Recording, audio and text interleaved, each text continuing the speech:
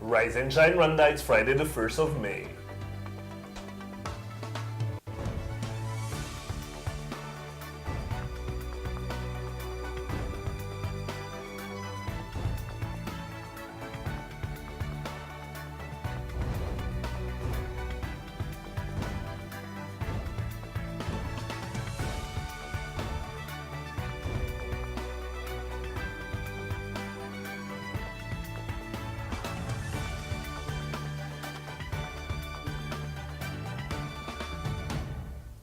Coming up on today's weekly review show.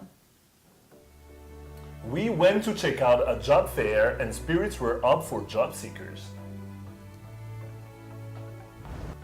We visited a company that is at the core of e-payment services in Rwanda. The 7th edition of Copa Coca-Cola is around the corner.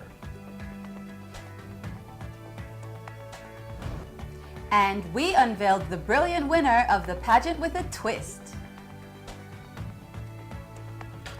Good morning and welcome to our weekly review show where we take you back through the best of the week here on Rise and Shine. It's just gone 7 o'clock in the morning and my name is Makeda Mahario. And I'm Regis Isheja, and over the next hour, we'll bring you a review of the week's top stories, analysis, debate, and insights into the stories making headlines here in Rwanda and across the world. The Rise and Shine crew have throughout the week been diligently gathering and preparing everything you need to know about what's happening here in Rwanda and around the world.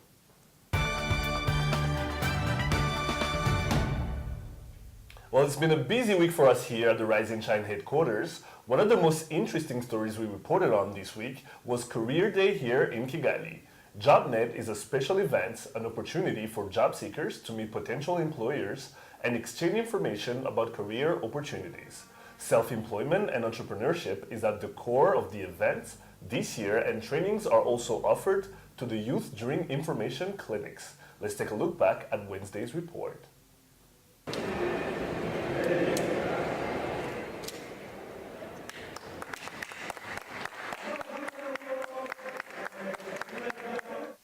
Long lines of hopefuls with many dreams and aspirations. They are here to meet representatives of the public and private sectors and possibly get a career opportunity. Eventual employers are looking for talent and potential. We are invited, so we are having some posts on the ground. We are looking for people to give jobs. So we interact with the job seekers. We see even their CV, and even we try to ask some questions and see how they respond, depending on what we want. Employers looking to advance their brands are hopeful that among those who showed up, some have the requisite skills. Mobikash Rwanda is a company which does mobile payment and provides the services that combines the mobile banking into the mobile money markets. So Mobikash holds the whole things in together, and we are here just to make sure that we are making some people who can make Mobikash being on the market of Rwanda. JobNet is all about exchanging information, career opportunities, self-employment, and entrepreneurship tips. Trainings are also offered to job seekers during information clinics.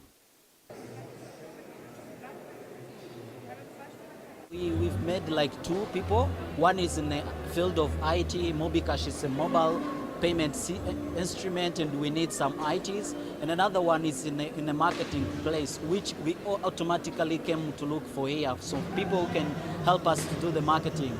Another thing is that Mobikash needs some agents and ambassadors. We've seen some students which are finishing right now, so we can provide to them the internship and make us having the ambassadors on the markets. We really have made some people which can help us on the market of Rwanda. I know the person I want, I know the qualifications, so it is just almost interacting with the people and see their qualifications and relating with what I want. Truly a unique opportunity. Regis Isheja, Rise and Shine Rwanda. Now, what has the experience been like for the job seekers? What are their dreams and aspirations? We had to ask them, so take a look.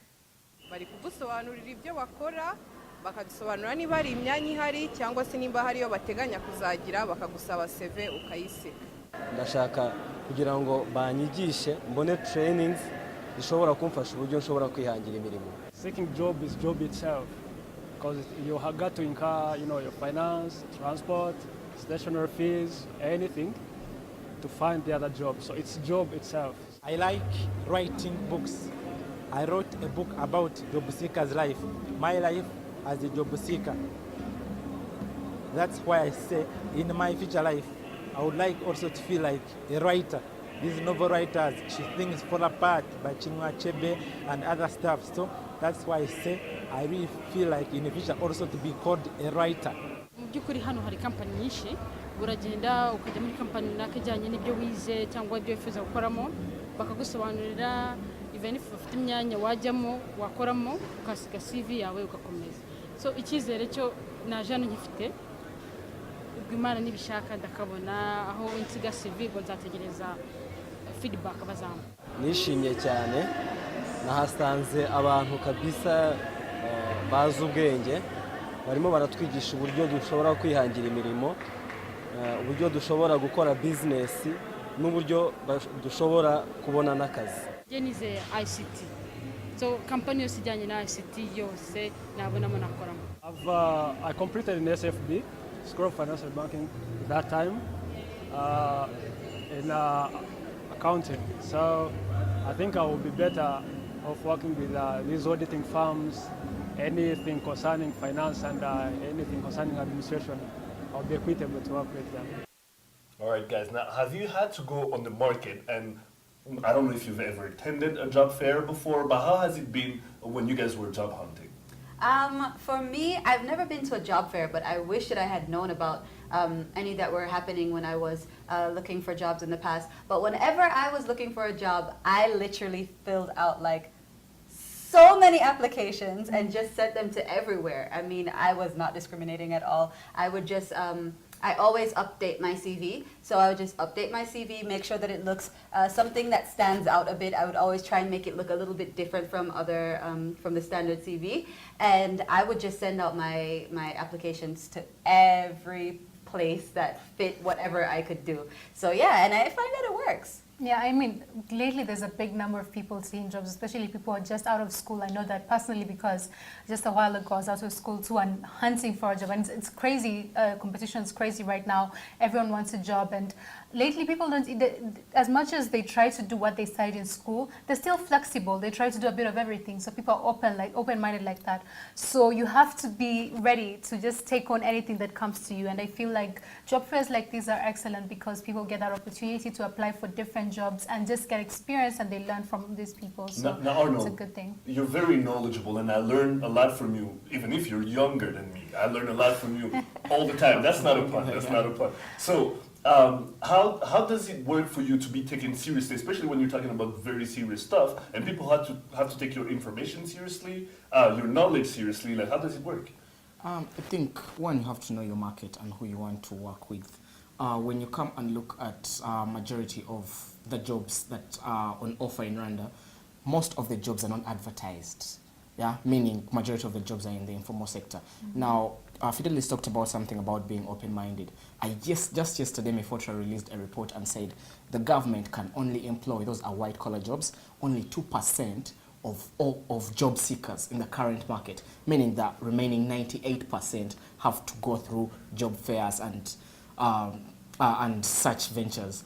I think a job fair, for one, to maybe succeed in a job fair, one, make your research about which companies you would want to target.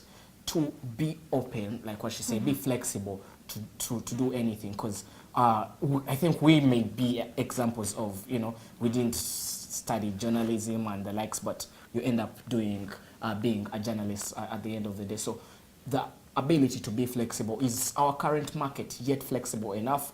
I don't think so. That's why I would not concur with Fidelis. Majority of the current Rwandan group of job seekers are not flexible enough.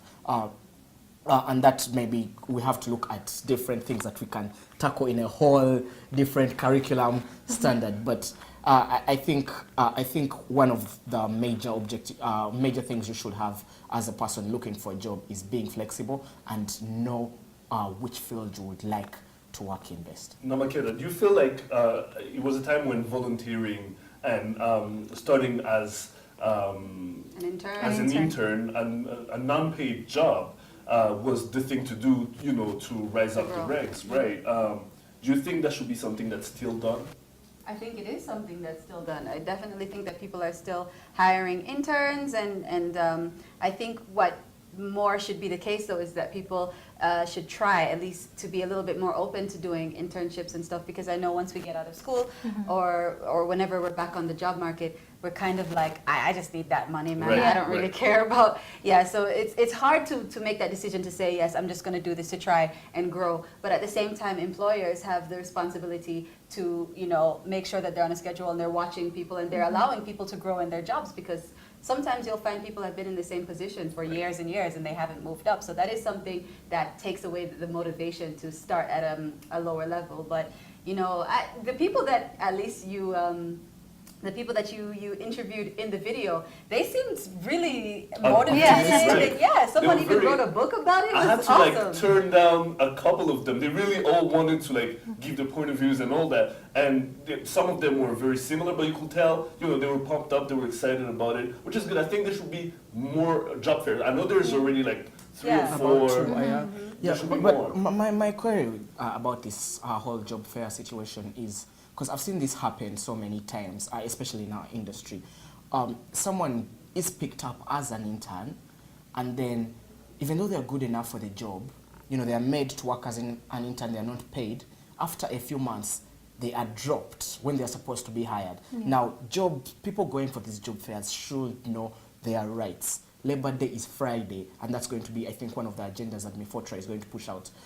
People should know their rights when they start working for companies. If you are an intern and you've been at a company for about 3 months, that company is supposed to start paying you after the 3rd month, because that's the maximum period that internship is allowed according to a Rwandan law. So many of these job seekers are so desperate that they tend not to know their rights as, you know, people who are going to be employed, you know, as labor workers. And that's something I think so many of the job seekers out there should look out for. Was that something that you saw at the job fair? Was there anyone giving information like that to seekers? What I saw was classes. There were 2 different classes where they were teaching them. It was like little clinics, basically. They were teaching them about being entrepreneurs and self-employed. But besides that, that was not there. I think that's something that's lacking a lot, and that they should address. But at the same time, not all job fairs are alike. Just to be, you know, It was just this one. Well, it looked like definitely like people were getting. They were and you know, so pumped up. Another good thing about these job fairs is that you get to meet like-minded people. You get to meet other people in your field, other people who are also searching for employment. And because nowadays, especially in Rwanda, people are being pushed to kind of start their own businesses and things like that. I think that's a really good opportunity for networking as well. Absolutely, and networking, to me, that's the key to anything. It's not just in Rwanda; it's everywhere. For sure, basically. absolutely. So a great idea. Well, very good report there, Regis. I liked that story. It really showed, like, you know, where people are right now in terms of the fact that people are trying to be employed, but they're proactive about it. They're not just sitting around. I love that. Right. The thing I forgot to say in the report is how long the lines were to actually enter Petit Stade Amahoro. It was unbelievable. This was early in the morning, but everybody was so up and ready for it. I loved it. Very nice. All right. Well, you are watching the review edition of Rise and Shine Rwanda, so stay with us. We'll be right back. Here is to traveling and saving. Starting 1st of April to the 1st of June, travel with Rwandair and take advantage of our reduced fares and enjoy our world-class services in great comfort and safety.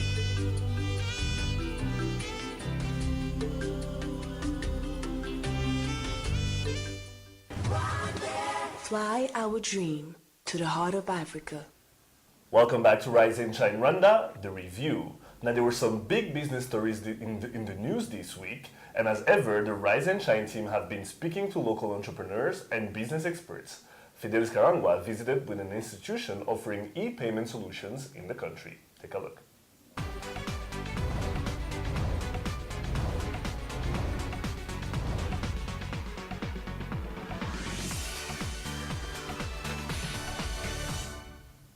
As Rwanda tries to achieve a cashless economy by 2020, many businesses and companies start up every day encourage the use of e-payment systems in the country. Earlier this week, we looked into a company that has been running the electronic payment system of Rwanda. Take a look. Electronic payment systems is still quite a new trend in Rwanda, as it has only been a couple of years since the Rwandan community understood the need to use banking services. Despite this, however, some people are slowly changing their payment habits and using e-payment services more often. I've been a traveler, basically. I've lived in various countries, Tanzania, Rwanda, and most of the time, yes, I have a debit card, and it makes my life very easy in that it's supposed to be convenient. I shouldn't be queuing if I got a card. So I get to use it either on the ATM, I use it when I go shopping, all the supermarkets that are around that actually have POSs, and also I get to use it online for those particular products that I can't be able to get locally, yeah, and paying online for my flight, yeah. With telecommunication companies, banks, and even independent companies all incorporating e-payment services into their regular services, we talked to officials from R-Switch to find out what their role has been in this process. R-Switch is the national switch. It's the national e-payments company. So basically, we produce and manage ATM debit cards. We also do ATM maintenance, and we also monitor 24/7 all the ATMs for all our bank clients. Yes, so basically we do all those services for all the local banks, BPR, Koja Bank, Zigama, UOB, GT Bank, BRD, and actually we also partner with other third-party banks like EcoBank, Crane Bank, the new Crane Bank that's coming up, and also Equity Bank on POS acceptance, and then also KCB and also BK. Yes. Although various campaigns are being put in place to sensitize the Rwandan community to use e-payment services, are they actually being successful? Basically, I would say yes, the increment is actually there. Like, people are actually have come to know that the importance of using an ATM debit card, yeah? So basically, it's something that has been gradual. 2012, we had a particular number of cards, over 350,000 cards. To date, we actually have much more than 400,000 cards. So people are actually getting more aware, more conversant with this ATM debit card. And then with time, I think it will pick up. Yes. Well, there you have it. It's safe to say that soon all Rwandans will be hooked on this electronic payment system trend that will put our economy into the big league. Kangwa Fidelis, Rise and Shine Rwanda. And joining us now in studio is David Karuletwa, the COO of R-Switch. Welcome, David, to the show. Thanks for having me. Yeah. So now we know originally R-Switch was Simtel. What has the change been like for you people who are actually at R-Switch? What has the change been like? Has it been an improvement? Just tell us about it. Well, speaking on my behalf, I've been there now close to 2 years, actually 2 years this May. And the company has gone through a huge metamorphosis over the last 2 years, formerly owned by ADC, African Development Corporation. And now we've just been acquired, it's now a year old actually, come May 30th, that Millicom, a world-class multinational corporation listed on many stock exchanges, has come to Africa, has come to Rwanda to actually partake into the e-payment system. You do know that our sister company is Tigo. I think everybody does know that, but we are an integral part of the central switch. We're autonomous, and we act as a hub and spoke model to offer services that are interoperable on e-payments. So on ATMs, on POSs, and on e-commerce, we propagate every scheme, and we do the clearing and settlement on behalf of the central bank. So we're trying to partner with as many providers, financial service providers, to ensure that it's seamless. And what does that do for the economy? It sucks the cash out of the economy, liquidating the banks, and it actually allows better lending through lower interest rates. Yeah. Now, speaking of ATMs and POSs, now first of all, these are clearly new things that not many people in Rwanda are used to. And I have to say, of recent, maybe it's just me, but my experience has not been the best with ATMs, where you get there and maybe they're not working or the connections are really bad, and there's always all these issues that come up all the time. How has that affected your company and how you run business? Well, I must say that the ISPs, the internet service providers, have done a tremendous job over the last 5 years. We have huge uptake of IT services. That's data on your phone, on your laptop, and what actually runs that is the fiber. We are heavily dependent on the fiber. We're happy to say that the country has invested heavily through the backbone. The penetration is border to border and seamless. We're going to take advantage of that change. We also have what's called a WiMAX Wibro service, which is a secondary failover to make sure that the uptime. And I think that was the main issue before, is that we had lower uptimes. And now we can say that we've been given everything to actually propagate higher uptimes. We're partnering with our stakeholders, the banks and the MNOs, to ensure that their infrastructure that we partner to upkeep is always up and running, because it's a customer's money at the end of the day, and they need to be conveniently You need to be able to accessing access it, yeah. Exactly. Yeah. Perfect. And now, speaking of other issues, we've had a lot of complaints lately of cyber theft, which is actually a big deal, and even Rwanda itself has been, I saw it in the news, is doing a lot to try and take control of this situation. But what are your technologies up to date to deal with this issue? What are you doing as R-Switch to control this situation? Absolutely. I think security is based on the weakest link, and what we've tried to do is partner with all stakeholders to first ensure that that is top of the agenda. We're in a system and a sector that is dependent on trust and security. What R-Switch did was, for the first time ever in Rwanda, we're the first entity to be certified under what's called the PCI DSS. It's a payment card industry data security standard. And the PCI Council is made out of international schemes such as Visa, MasterCard, Union Pay, American Express, JCB, and Diners Club. These are, they set the tone for card industry and in the e-payment sector. So we were certified as of last year, September.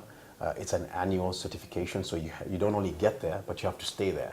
So we ensure that we, all the data, all the information that we process is managed securely, and it is not only certified by a small company here and there, it's an accredited firm that actually comes and does an audit. So we want to make sure that we're top of the line. We're not just taking it for granted. So that's number one. Number two is that R-Switch on its own, with Millicom, its company, is investing over $4 or $5 million into what we call fixing the basics. And this is basically revamping the whole infrastructure within our prime centers and our disaster recovery centers, working with stakeholders to ensure that AML, CFT, that's anti-money laundering and counter-financing terrorism, is abstained.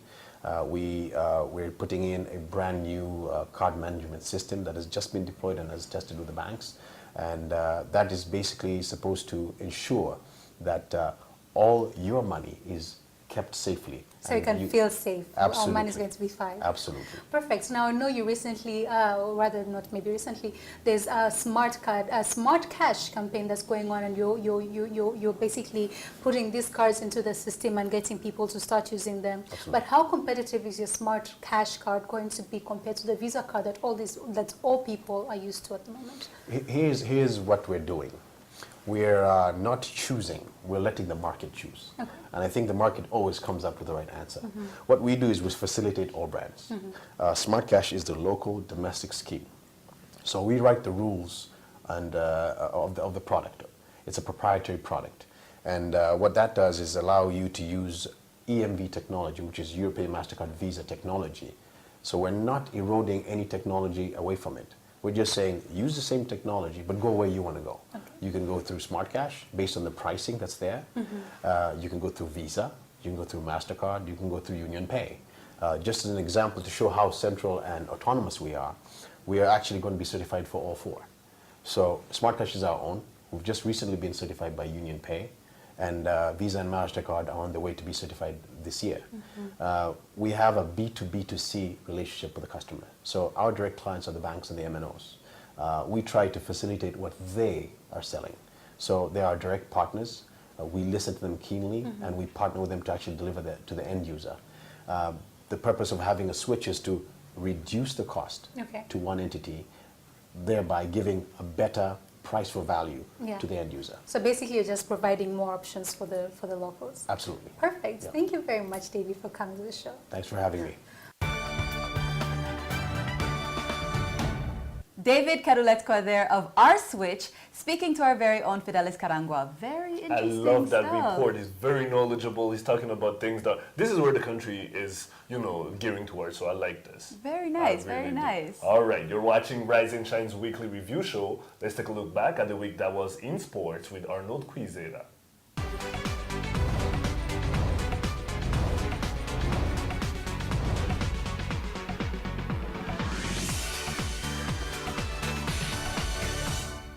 This week, we saw Arnold delve into some interesting sports, from Forwafa facing some backlash due to ineligible players to an upcoming tournament aimed at promoting young talent. Tell us more, Regis. Your favorite subject. That's right, Makera. The 7th edition of the annual Copa Coca-Cola tournament is set to kick off this weekend in Musanze district. And Arnold was at the launch of the tournament that is turning out to be a springboard for budding stars in the country. Take a look. Building on last year's theme, Everything for Football, the 7th edition of the annual Copa Coca-Cola football tournament is set to kick off this Saturday in Musanze. Copa Coca-Cola has been in existence for over 20 years worldwide. This is the 7th initiative, and hopefully it will produce more global stars for Rwanda to take out there.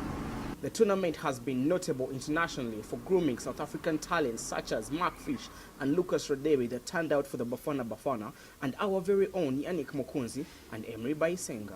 With the need for grassroots football an open secret, Julius Kayowoke, the marketing director for Bralira, was quick to point out why a brand like Coca-Cola should be associated with this development. We wanted to do something at the grassroots level for the three reasons that we mentioned before. To encourage exercise and sports amongst our youth, and also we chose football because it's the great unifier. It's the most popular sport in the world, and we think that when people are playing sports, it develops many aspects of their character. It develops many aspects of character, teamwork, leadership, etc. So we started that in Rwanda in 2009. But with Copa Coca-Cola has been going on since for over 20 years. Over 416 teams are set to compete in this year's tournament that has given a springboard to the dreams of not only boys but even girls football in the country. Bakora ikintu yaba yaramariye yaranzamuye iramenyekanisha mbasha kubona amakipe meza ari ku rwego rw'igihugu nkinamo kandi mbasha kumenyekana n'abandi bakinyi bakomeye hirya no hino mu gihugu.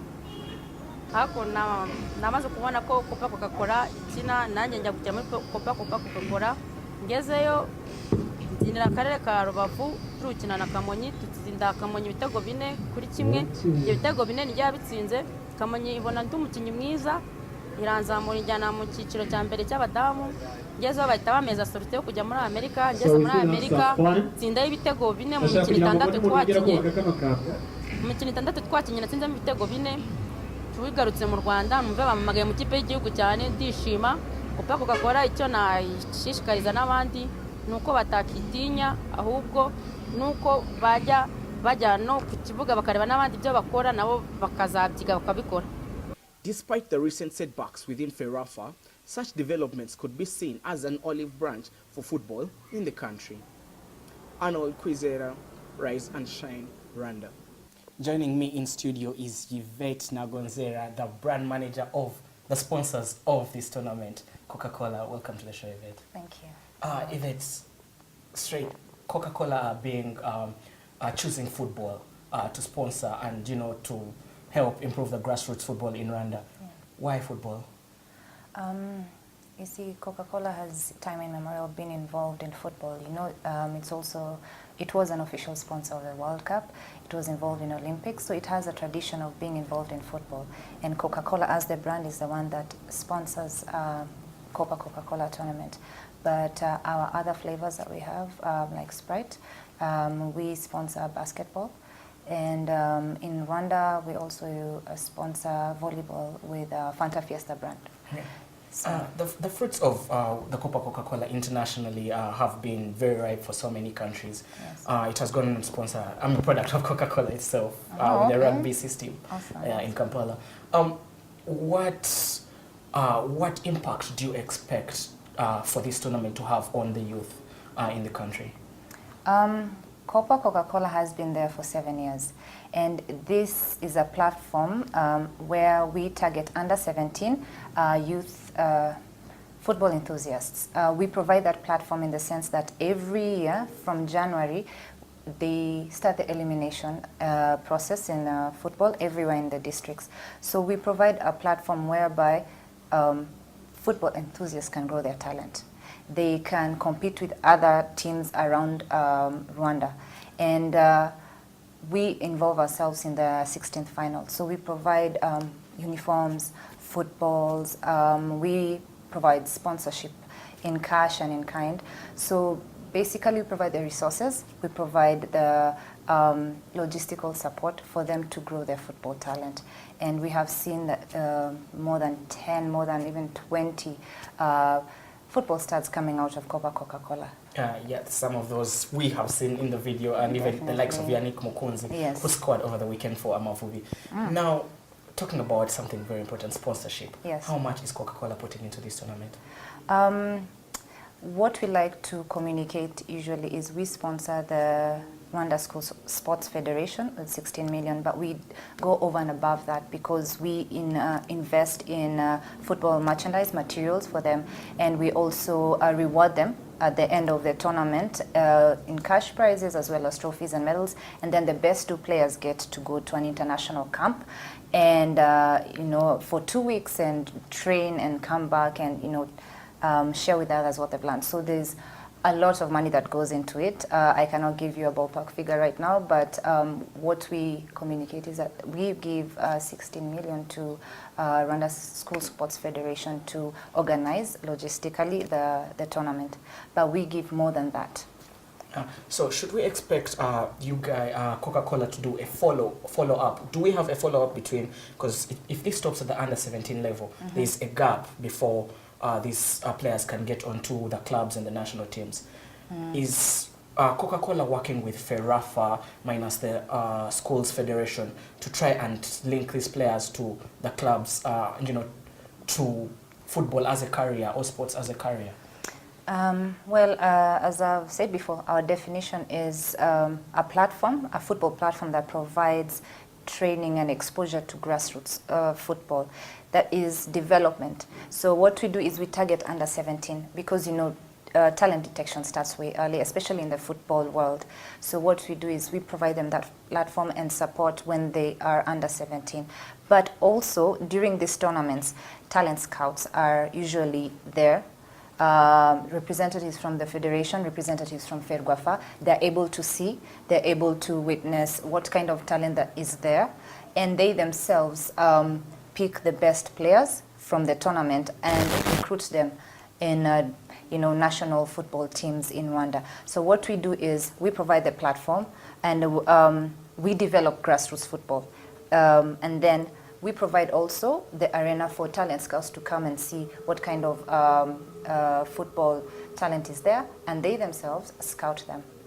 Because we believe that our, especially for Coca-Cola, our brand is a young brand, as much as it has been there for over 126 years, but our target consumers, our target market is the youth. So even our platform itself, it's under 17. So what we do is we provide them with what they need, and then when they have graduated, other platforms come in. FERGWAFA is part of it. They have their scouts who come in and actually recruit. Okay, so over the region, you've seen, it's me telling you, I'm a product of Coca-Cola. It's not football in particular, it's rugby. Yeah. Over the region, Coca-Cola is sponsoring all these other tournaments. Do we see it venturing out into other sports disciplines in the country very soon? At the moment, we would like to focus building our brand, Coca-Cola, with football. But as I said before, Sprite also does basketball, and we have sponsored many other events. We do not limit ourselves to football only. In the sports arena, Sprite does basketball, Fiesta does volleyball, but we do sponsor platforms that contribute to youth development.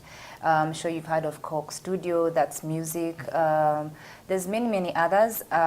Like last year, Coca-Cola sponsored the debate championship. So any platform that develops the youth, that gives an opportunity to shine, Coca-Cola is usually there. So still coming back to sports and discipline, yeah. How many teams do we expect, and how many kids or the youth do we expect this venture to reach out to?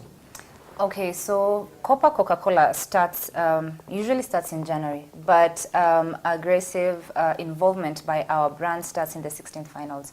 So in total, 416 teams all over Rwanda participate. But by the time we reach our 16th finals, we have 46 teams, 30 boys teams and 16 girls teams. In total, from the qualification round, like 800 young players are involved. So we get to touch at least even more than that, because during our matches, it's not only the players that benefit. We have the fans that are there. We have activation games on the side, whereby you purchase a Coca-Cola, you get to play and win prizes. So we can say over 20,000 young people get connected with our brand through Coca-Cola. So to be clear, before we leave, yes. 2 district winners go on to the finals yes. from every tournament. Yes. Okay, you heard it from the horse's mouth. Yvette, be in Musanze this weekend for the inauguration of the tournament, the 7th edition of the Coca-Cola Rwandan tournament. Yvette Ntagozera from Radio Right there speaking to Arnold Kwizera earlier this week. All right, stay tuned. We'll be right back after the break. Here is to traveling and saving. Starting 1st of April to the 1st of June, travel with Rwanda and take advantage of our reduced fares and enjoy our world-class services in great comfort and safety.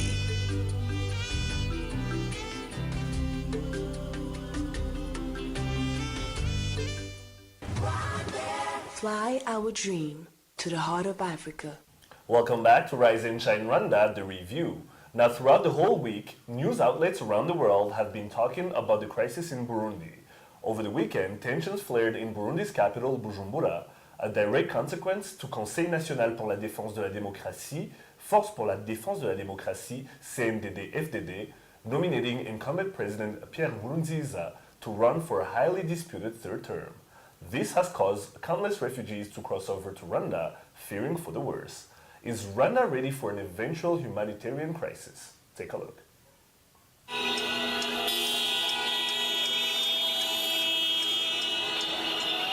Horns heard throughout downtown Bujumbura to express their displeasure with the turn of events. This was last weekend as le Conseil national pour la défense de la démocratie et Force pour la défense de la démocratie, CNDD-FDD, had just announced what everybody expected, the nomination of Burundian incumbent President Pierre Nkurunziza to run for a third term. The constitution only allows 2 terms of 5 years each.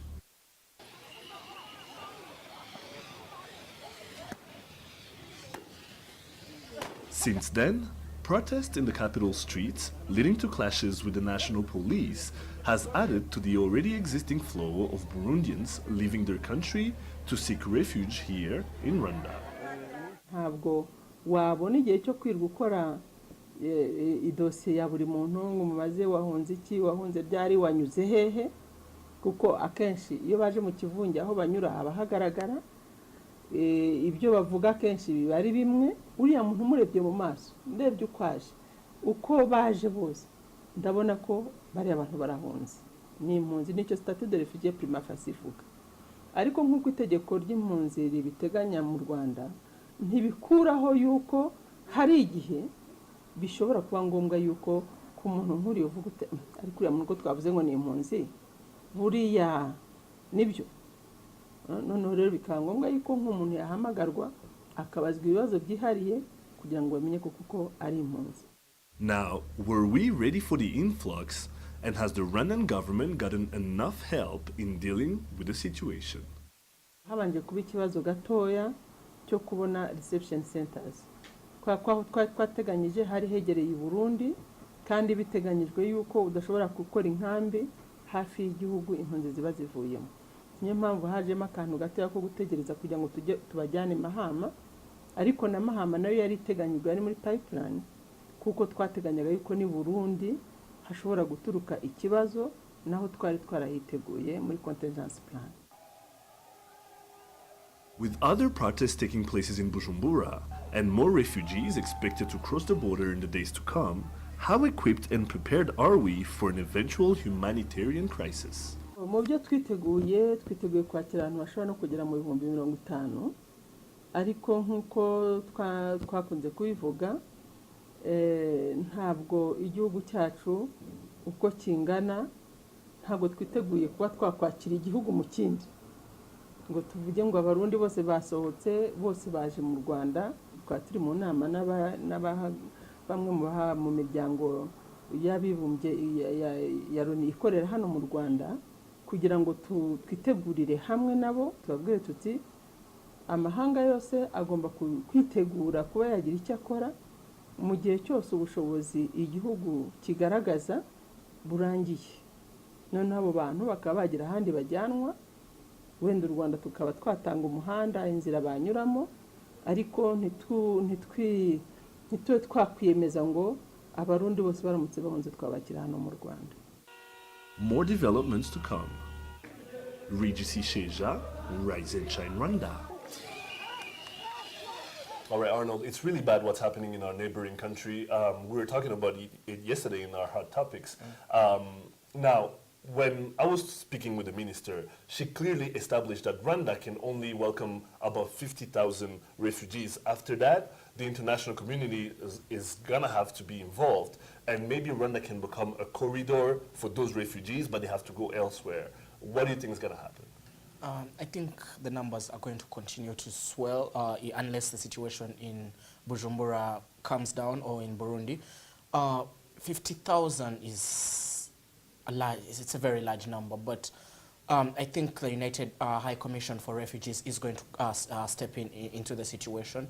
There have been calls for that. I think it's also high time what we've been calling the East African Standby Force to do its work, its mandate, and quell the situation. Fortunately, yesterday, the Burundian army started marching with the protesters. Okay, not literally marching with them, but protecting the protesters from the youth militia group in Burundi, and arresting some members of that youth militia group.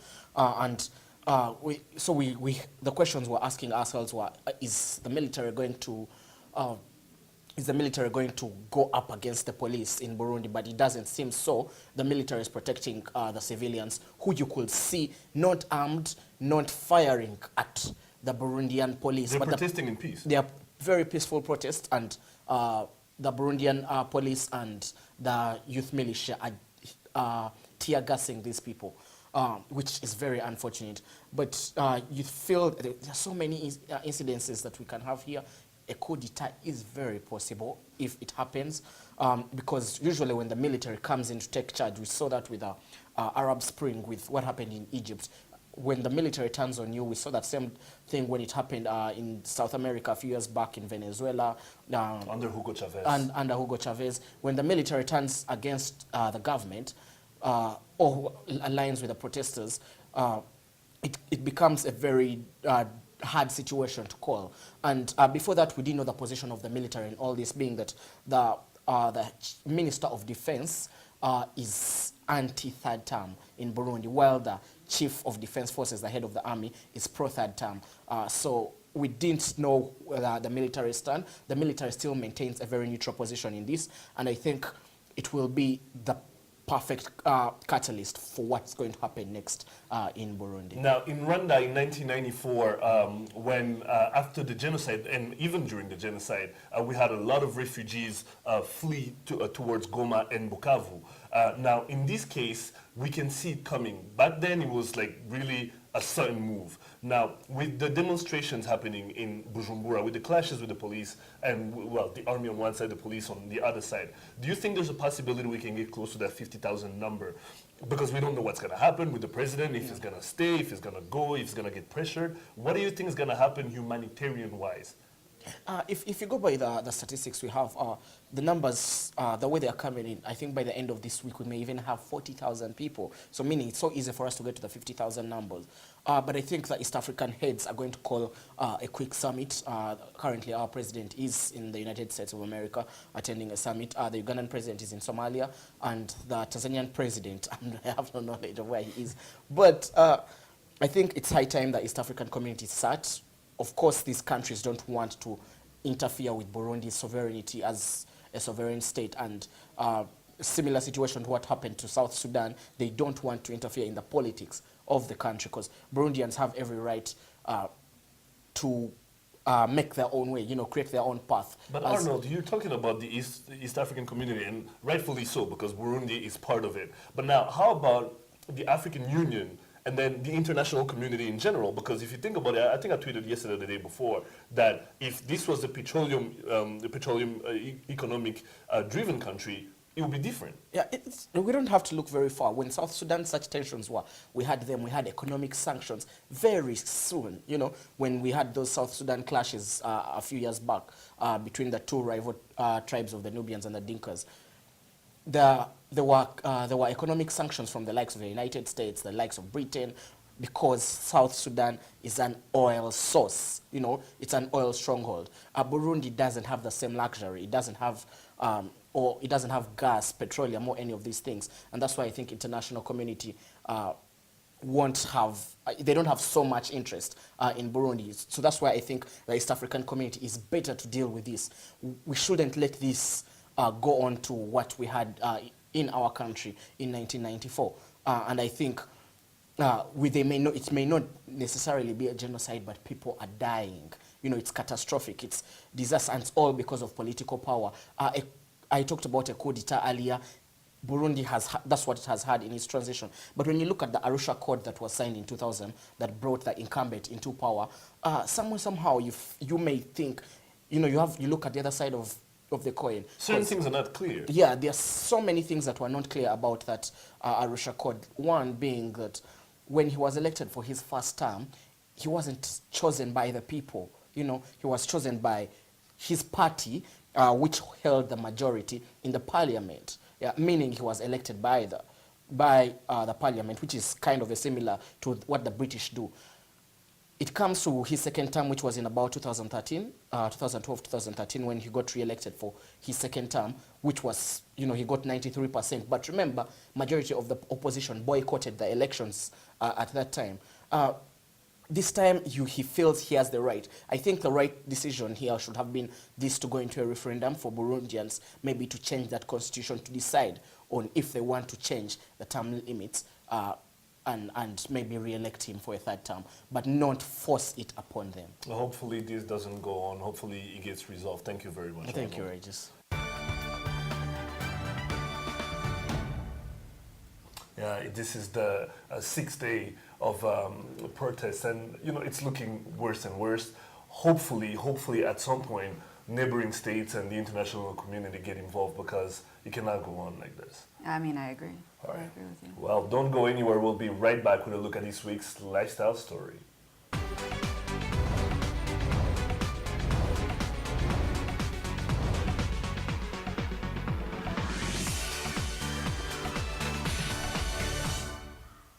Welcome back to Rise and Shine Rwanda, the review.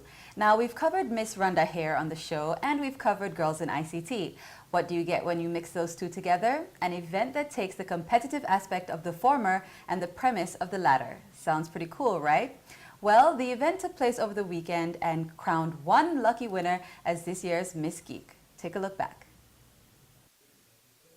It was an evening full of inspiring speakers, great ideas, and smart and courageous girls.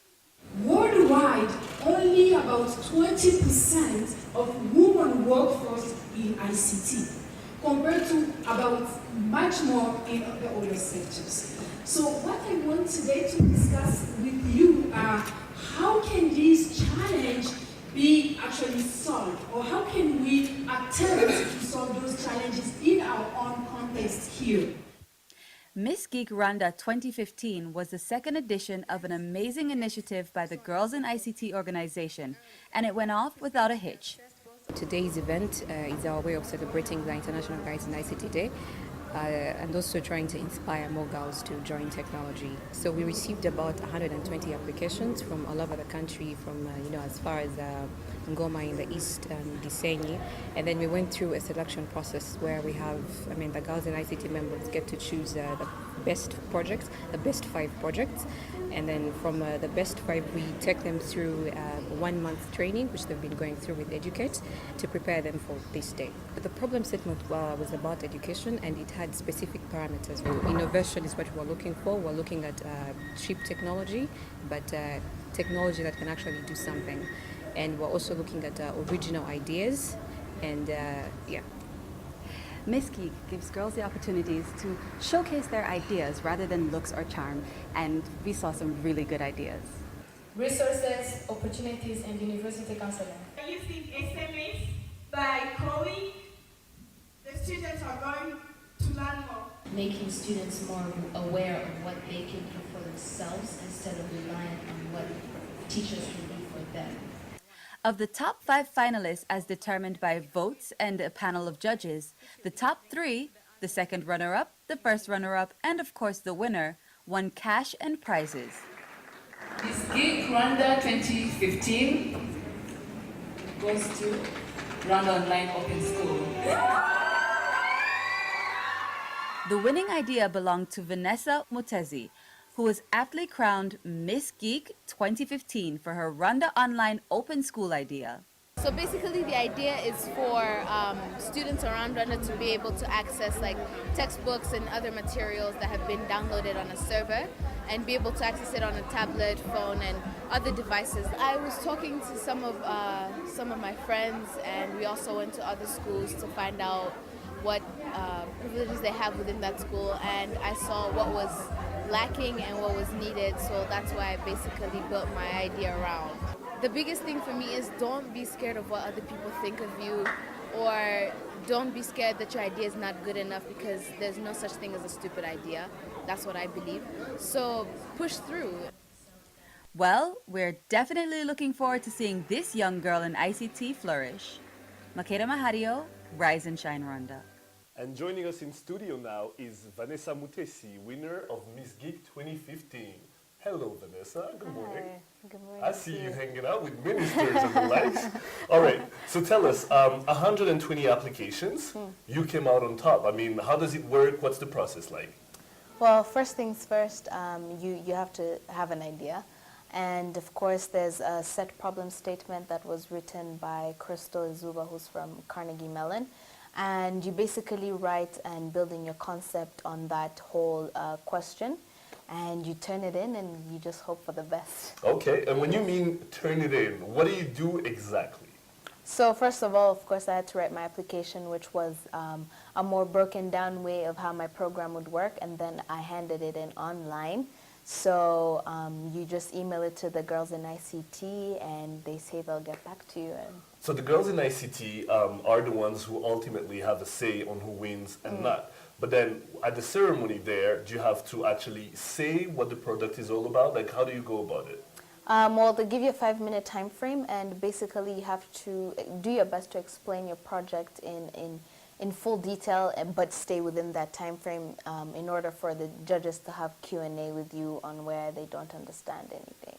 Now, last week I did a story on girls in ICT. We actually had Lucy Mbabazi on the show, and we were talking about how women were still lagging behind, girls were lagging behind when it came to ICT, and then when you went to labs, there were more boys than girls. What do you attribute that to? And since you're a shining example, what can they do to become like you? I think it's because for so long girls have been told that they're not in that field, that they don't fit in. And so they've also built that mindset into girls that they've also become so close-minded that they think they can't go far. But for me, it was just the encouragement that I had within my family, to pursue what I loved, because ever since I was a baby, I basically knew how to use any and every device. So it was always something that intrigued me, and I didn't really care about what boys thought or cared about me. So I just pushed through and did what I felt like was right for me. Now, this was the second edition of Miss Geek. You won the second one. Where do you go from here? I mean, what do you want to accomplish? I think even when I did my application, I made like a table of how I want to do everything. And for me, the first thing would be touring the country to see the schools that have the most need, because there's some schools that have the one laptop per child and there's some others that don't. So I think the first thing for me would be to raise funds in order for them to have a sustainable computer lab and such things. And then probably in the future, I'd also start building my application. Now, some of us were not lucky to hang out with the ministers and the likes. We were not as fortunate as Makeda. Tell us about your program. For those at home that were not at Serena, tell them what it's about and why you actually got to win. Okay, so my program is called Rwanda Online Open School. And basically what it focuses on is having textbooks and the school curriculum and all the syllabuses on a server so that students can access it offline, because there's, of course, a limited use of internet in Rwanda. And this all came from the fact that I went to some public schools around Kigali and amongst other schools in the rural villages, and I saw that they had like 5 kids per textbook, and that can really hinder you in your studies, because what if I need to look up something and someone else is using the book? I want to be able to give them an opportunity not to have to share a book, to constantly have material they can look back on. And then again, also for the students who are lagging back, because you find a 17-year-old still stuck in their first year of secondary, meaning that they'll probably graduate at the age of 22. So I want to give them like a set place on the application whereby they can look at what they're supposed to be learning and help themselves catch up, even though they're still in a lower grade. Now, you're accomplishing this. I want to be you at some point. I want to give all the knowledge that you have. But now that you've done this, I mean, what do you feel like? Because, you can think sky's the limit. You're still very young. But what do you think is the place of ICT in Rwanda? How can the youth embrace it? I think most of the time they think that the youth will just use it for social media and whatnot. But I want to show, especially the adults and even the young ones, that it's not about social media. It's not about always being social using technology. There's so many things you can do with it, and I want to show that there's great potential in the people of Rwanda. And I've met even girls who don't have the opportunity to have a very good education, and I want to give them that opportunity using my application so that they themselves can see the potential in them, and also help the use of technology grow in Rwanda, because there's so many people who don't even know how to use a smartphone, let alone a computer. So I also want to increase the rate of people using technology. Now, growing up, I'll speak for myself. Growing up, being a geek wasn't necessarily a term of endearment. It is now. I mean, what's the definition of a geek? People have the wrong definition of geek. If you go to the dictionary, there are many definitions, but geek is actually someone who has more knowledge on a certain field, and for me it's IT. So geek is not a very unpopular, unsocial person, because if you meet me on a daily basis at school, I'm more of like a very social, loud person, so yeah. What would you say are still the hurdles for those that actually want to use ICT, not only to communicate, but like you said, to further their careers or have careers if they did not have any? I think knowing the proper use, because if you just think a computer is writing documents and you're done, there's so many things that you can do with a certain device. So it's all about how you think you can use it, and it's all about like the use you know that you can have it for, not just having it for one particular reason. Because even I got all these prizes and I'm like, what am I going to do with them? But then again, there's so much I could achieve with just even a phone. I can say I sat next to a superstar. Doing pretty good for yourself. Vanessa Mutesi, thank you for coming on the show. Thank you so much for having me. Miss Geek 2015, Miss Vanessa Mutesi there. She's amazing. I'm a fan of hers. Really, she's really good. She deserved to win. She's for great. Sure. Well, don't forget, we love to hear your thoughts, comments, and feedback on what we're talking about here on Rise and Shine Rwanda. Tweet us at Rise and Shine RW.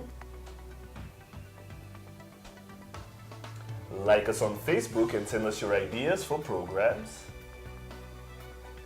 Check out our Rise and Shine Rwanda YouTube page, where you can catch all the shows and the reports we do daily. Find us on Instagram, Rise and Shine RW. We'd love to see your pictures, or check out our Rise and Shine Rwanda website. Well, that's all the time we have for today. We'd love to hear your feedback, so do let us know if you have an idea for the program. You've been watching the weekly review edition of Rise and Shine Rwanda with me, Regis Isheja. And me, Makeda Mahario. We'll be back here same time, same place on Monday, so please do join us then. But for now, from the both of us and the rest of the Rise and Shine team, have a great day and an even better weekend and month. And month, absolutely. All right, bye. Bye-bye.